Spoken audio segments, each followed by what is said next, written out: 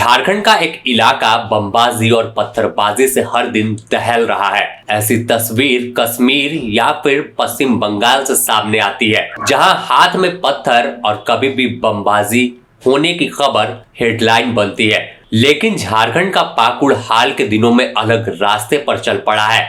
यहाँ मामूली सी बात पर बमबाजी और पत्थरबाजी की वारदात सामने आती है। ताजा मामला पाकुड़ के मुफस्सिल थाना क्षेत्र के झिकरहट्टी गांव का है, जहां दो गुटों में किसी बात को लेकर टकराव हुआ। बस यहां लाठी डंडे से मार नहीं हुई, बल्कि बमबाजी की घटना से पूरा इलाका दहल गया। कई बम मारे गए। यहाँ पर दोनों गुट की ओर से बमबाजी और पत्थरबाजी की गई।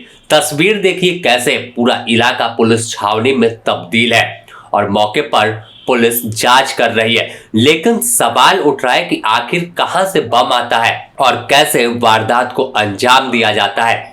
कोई यह नया मामला नहीं है। अगर हम कुछ दिन पहले पिछले साल की बात कर ले तो पाकुड़ के ही 25 सितंबर को पाकुड़ में बमबाजी हुई थी, जिसमें 4 लोग घायल हुए थे। यह मामला सदर प्रखंड के देवतल्ला दक्षिण टोला में हुआ था, जहां हिंसक झड़प के दौरान जमकर पत्थरबाजी और बमबाजी हुई थी। और फिर जब नया साल हुआ तो फिर वापस से अब झिकरहट्टी गांव में बमबाजी की तस्वीर निकलकर सामने आई है।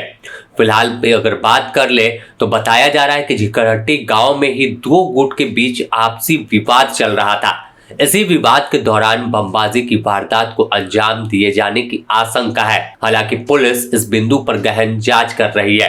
अभी कुछ भी कहने को पुलिस राजी नहीं है, किसी भी तथ्यों की पुष्टि नहीं कर रही है। फिलहाल पुलिस घटनास्थल पर पहुंचकर साक्ष्य इकट्ठा कर रही है और आसपास के लोगों से जानने की कोशिश कर रही है कि आखिर पूरा मामला क्या है, बमबाजी में किस तरह के विस्फोटक इस्तेमाल किए गए, इसमें कौन कौन से लोग शामिल थे, घटना के पीछे की असली वजह क्या है।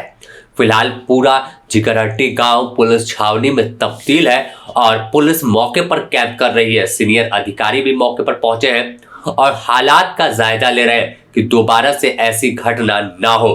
अगर हम देखें तो पाकुड़ हमेशा चर्चा में रहता है, चाहे बांग्लादेशी घुसपैठियों का मामला हो या फिर कई अवैध गतिविधि को लेकर। पाकुड़ साहेबगंज यह वो इलाका है जो हमेशा सुर्खियों में रहता है और कहा जाता है साहेबगंज हो या पाकुड़ हो, यहाँ से बांग्लादेश आना जाना कई चीजों का स्मगलिंग भी होता है, क्योंकि गंगा नदी के किनारे से सटा हुआ एरिया है। तो ऐसे में अब जिस तरह से हाल के दिनों में पाकुड़ के हालात बन गए हैं, कभी भी कोई मामूली सी बात पर बम मार देता है, पत्थरबाजी शुरू हो जाती है, तो सवाल पूरे शासन व्यवस्था पुलिस प्रशासन पर खड़ा हो जाता है कि आखिर क्या पाकुड़ अब पाकुड़ नहीं रहा और आखिर कैसे इस इलाके में बमबाजी होती है, आखिर बम कहां बनाए जाते हैं। अब जिस तरह से आपसी विवाद में बमबाजी हो रही है, तो हो सकता है कि आने वाले दिनों में किसी और वारदात को अंजाम देने के लिए इस बम का इस्तेमाल हो सकता है, क्योंकि लगातार ऐसे मामले सामने आते हैं। आप अगर पीछे की ओर देखेंगे तो जैसा हमने 25 सितंबर का जिक्र किया